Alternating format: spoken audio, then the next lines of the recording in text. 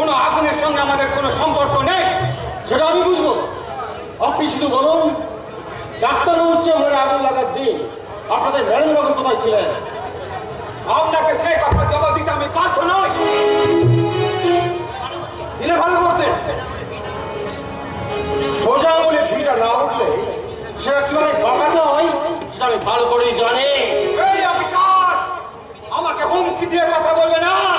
হুমকি দিচ্ছি না, আমি হুমকি দিচ্ছি না। পুরো পুজোর আগে পুরোহিত যেমন ফর্দ দেয়, আমিও তেমনি আমার কাজের পদ্ধতিটাকে আমি জানিয়ে রাখছি। আরে আমরা পুরোহিতের ফর্দ নিই না, তার হাতে মূল্য ধরে দিয়ে কাজ করায়। আর যজমানের কাছ থেকে আমরা মূল্য নিয়ে কাজ করি না। আইনের শাস্ত্রবিধি মেনে আমরা পুজো করি। আমরা দক্ষিণাটা মিটিয়ে দেন আমাদের সরকার। সেই সরকারের চোখে আমরা এই এলাকার বিশিষ্ট নাগরিক। কোথায় কোন ডাক্তারের দোকানে আগুন লাগলো সে কৈফিয়ত কি আমাদের দিতে হবে? কারণ ডাক্তারবাবু আপনাদের দিকে আঙুল তুলে থানায় ডায়েরি করেছে। আমিও তোমার দিকে আঙুল তুলে বলছি অফিসার, সত্য ডাক্তারের মধ্যে একজন সৎ আদর্শবান মানুষ সম্মানে আগুন লাগিয়ে যেন কেউ রেহাই না পায়। আমি একদিন ঠিক সেই জানোয়ারটা মুখোশ থেকে খুলে দেবো। আর সেই জানোয়ারটা মানে কত বড় ইয়ে আর কি। আর সেই তদন্তের কাজে আমি একবার দামোদরের সঙ্গে কথা বলতে চাই। দামোদরবাবু বাড়ি নেই, ধান কাটার সময় হয়েছে বলেন তিনি খামার বাড়িতে গেছেন। তিনি কবে ফিরবেন? বলা খুব মুশকিল। কয়েক লক্ষ টাকার ফসল সেই সব বিক্রি বিক্রয় বন্দোবস্ত না করে তিনি তো ফিরবেন না। তবে খুব বেশি দেরি হলে আমাকে হয়তো বাধ্য হই ওয়ারেন্ট বের করতে হবে।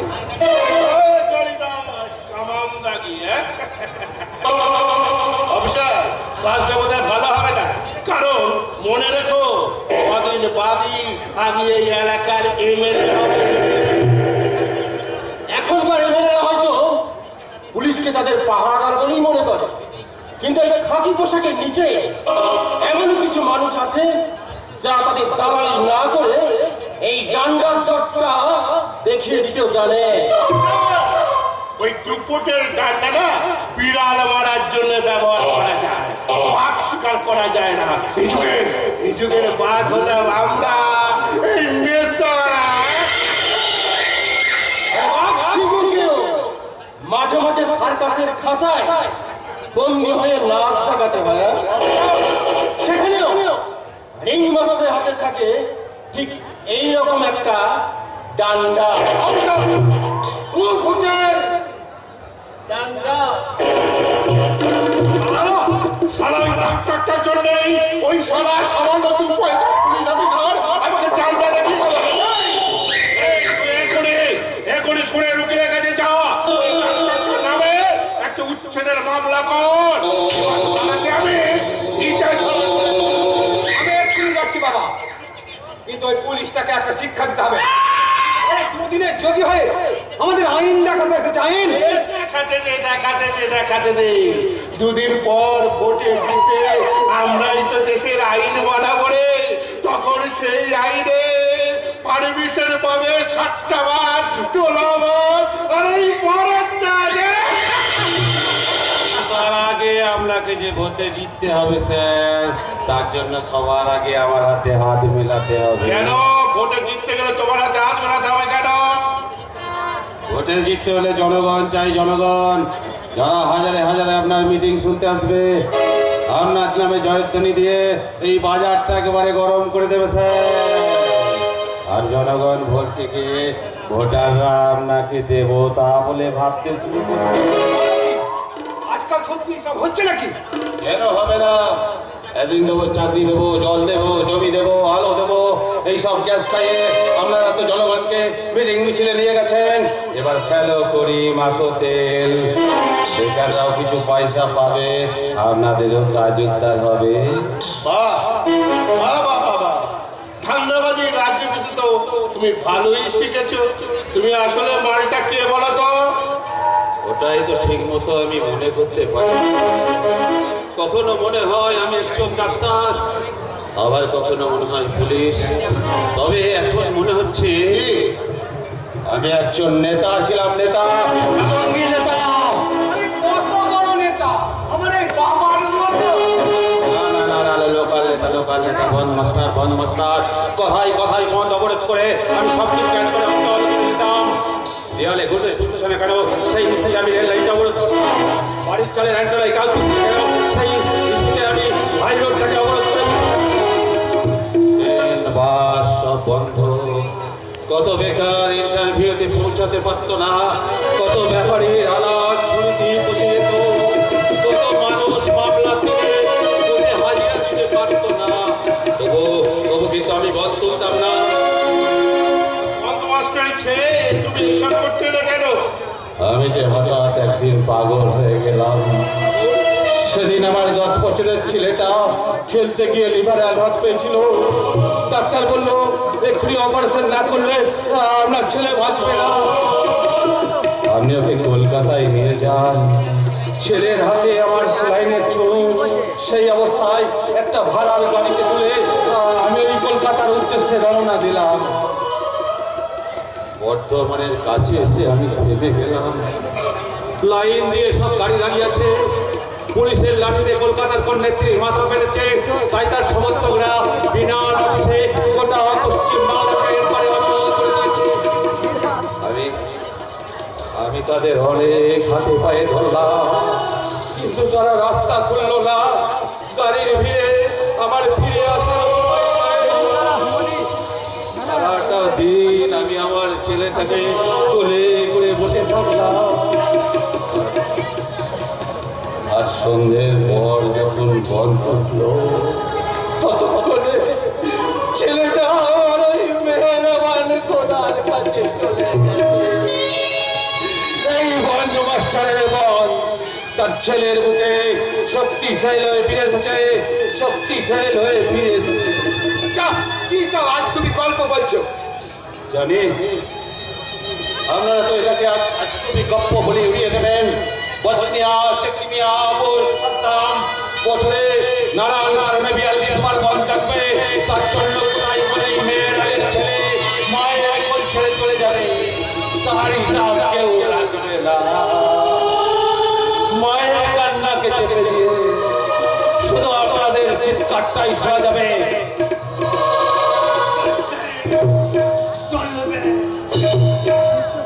চলছে চলবে চলছে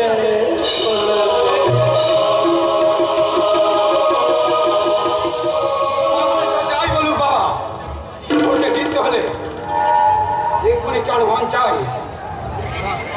তার আগে তুই নিজেকে থানায় চালিয়ে যায়। ওই অফিসারটা যেন দ্বিতীয়বার এ বাড়িতে পা রাখার সাহস না পায়। তুই কিছু ভাবিস না রাহুল, তুই ওই সঙ্গে কিছু ভাবিস? এই বাড়িতে পুলিশ পাঠিয়ে কেউ হয়তো বাবাকে বদনাম দিয়ে বাবাকে ভোটে হারাতে চাইছে, কিন্তু আমি বেঁচে থাকতে কেউ বাবাকে ভোটে হারাতে পারবে না, কেউ না। এ রানু, তুই ওই সঙ্গে একদম কিছু ভাবিস না, ভাবিস না। তুই বরঞ্চ এক কাজ কর, এ তো হয়েছে, কোথাও গেলি না। তুই কোনদিন সিঙ্গাপুর কি হংকং থেকে ঘুরে আয় এবার। না কাকাবাবু, হংকং কিংবা সিঙ্গাপুর নয়, এই মধুপুরেই আমার যে মনের শান্তি পাওয়া যায়। তাই তো আমি সেদিন আপনাকে কথা দিয়েছিলাম যে এখানে থেকেই আমি সারাটা জীবন আপনার সেবা করে যাব। ওমা, তার আগে তুই তোর নিজের শরীরের দিকে একটু যত্ন নে। সবে শহর থেকে গ্রামে এসেছে, একটু অসাবধান হলেই বলা তো যায় না কোন পথে কোন বিষ তোমার শরীরে প্রবেশ করবে। ডাক্তারি তার ভুল। তাই বলছি বাবা, সাবধান, খুব সাবধান। দেখলে দাদা তোমাকে কত ভালোবাসে। হ্যাঁ, সেটাই তো দেখলাম। আর আমি ভাবছি যে তার এই ভালোবাসার উপযুক্ত জবাব আমি ঠিক কেমন করে দেব। ভালোবাসা দিয়েই তো ভালোবাসার জবাব দিতে হয় অজন্তা। সেই জন্যই তো তোমার ওই বাঁধনহারা ভালোবাসা আমাকে একেবারে পাগল করে দিয়েছে। তাই তো আমার এই উচ্ছ্বাস ভরা যৌবনে তুমি কল্যাণ এনে দাও। তাহলে তুমি এসো, আমার বাহু বন্ধনে রানীন বলে ধরে দাও। আর আমি বলি কি পঞ্চশরীর বেদনা মাধুরীতে বাসুর রাত রাত্রি সাজিব না বিয়ে পারি দিতে নদী ভালো ভালো যদি ছিন্ন সে বাড়ির কাছে মুখে দাঁড়াইয়া জানিব তুমি আছো, আমি আছি। আমার পরানো যাহা চায়, তুমি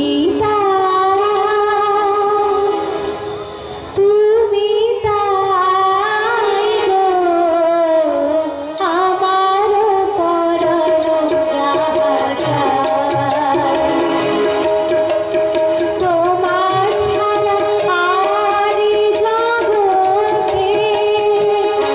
আর কেহ নাই, কিছু নাই গো, আমার পরানো যাহা চায়।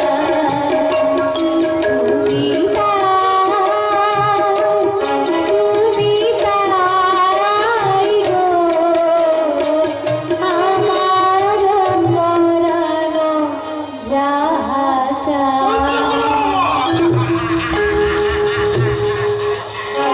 বন্ধ করো, তোমরা বন্ধ করো। না, এবার কি শুনবে? শুনো, ও শুনে। দেখে তুমি ভাই বললে কি করে? কার্তিকা, কার্তিকা, নিচের ঘরের তালা খুলে দিয়েছে কে? আমি রোজকার মতো ওর ঘরে খাবার নিয়ে গেছিলাম, উনি হঠাৎ কি উনি কে? জানতে চাও না, অজন্তা জানতে চাও না? নিত্যের কালি দিয়ে আগামী কলঙ্কের মূর্তিটাকে আমার চোখের সামনে দেখলে আমার সামনে তোমার হয়ে যায়। ওকে তুমি ফিরিয়ে এনে যাও কার্তিকা। চলো জ্যাঠামশাই, ঘরে চলো। আমি তোমার জন্য খাবার নিয়ে এসেছি, ভেবে চলো। এক মিনিট কার্তিক দা, একটু দাঁড়াও।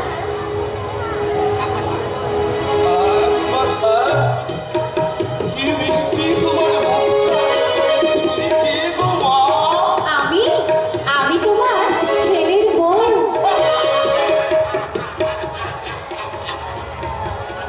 তা কি করে হবে? আমার রাহুল তো এইটুকু বাচ্চা ছিল, আমি তার হাত ধরে ধরে হাঁটা শিখাই, আর এই মুখের মাঝে রেখে না আমি রেখে ঘুম পাড়ানো গান শোনাই। খোকা ঘুমালো পাড়া চুরালো ওর এলো দেশে ও ভুলিতে খাম খেয়েছে কাজ না দেবো খোকা ঘুমালো পাড়া চুরালো ওর এলো দেশে বুলবুলিতে ধান খেয়েছে কাজ না দেব কিসে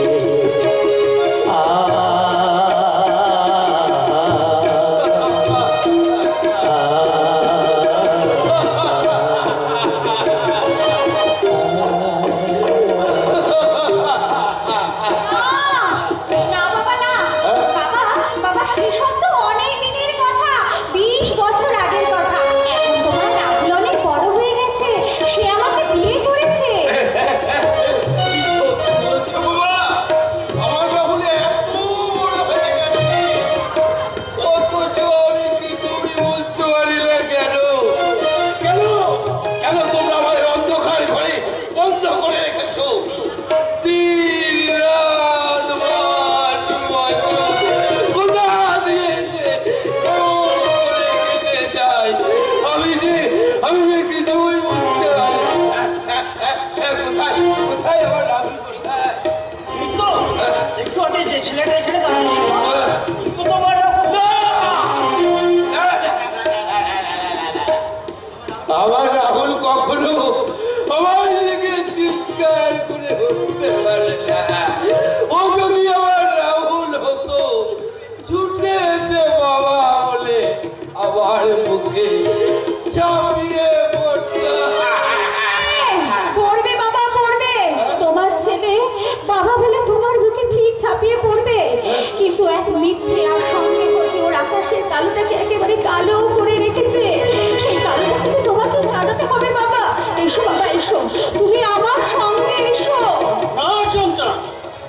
এই 70 উপরে নিয়ম ভেঙে তুমি ওকে বাইরে নিয়ে এসো, তাহলে কিন্তু সর্বনাশ হয়ে যাবে, মহা সর্বনাশ। যতই সর্বনাশ হয়ে যাক না কেন, আমাকে কিছু জানতেই হবে। বলো বাবা বলো, কেন তুমি ওই ঘরে বন্দি থাকো? আমাকে সব কথা খুলে বলো। ওই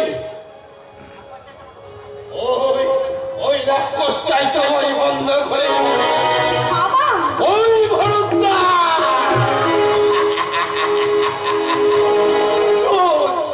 রোজ রোজ রাতে নামাজ ইনজেকশন দেয়। ওই ওই সেখানে আমার বাবাকে ফোন করেছে গো। এ আপনি কি বলছেন? হ্যাঁ বাবা, হ্যাঁ। বলছেন? এই তো সেদিন আমার চোখের সামনে ও নিজের বাবাকে খুনে করে দেওয়া এইখানটায় না রক্ত চালিয়ে দিবে শুধু রক্ত। সমস্ত রক্তের দাম দিতে হবে ওই শয়তানটাকে। এসো এসো বাবা এসো, সবার আগে তুমি সব কথা খুলে বলার জন্য আমার হাত ধরে এসো। ক্ষমতা নদী কোন সাহসে এই বদ্ধ পাগলটাকে বন্ধ ঘরে বাইরে নিয়ে যাচ্ছ? তুমি যেই মানুষটাকে পাগল বলছো সেই মানুষটা কিন্তু এই বাড়ির মালিক, আর তার পয়সায় খেয়ে কিন্তু তোমার গলায় এত জোর বেড়েছে। ওদের মেয়ে মানুষ হয়ে তুমি কিছুটাই করবে না আমাদের বাড়ির নিয়ম কানুন পাল্টে ফেলতে? বাড়ি? এইটা তোমার বাড়ি? বিয়ের পর যে মেয়েরা বর হাতে করে বাপের বাড়িতে পড়ে থাকে না, তারা না ঘর কা না ঘাট কা।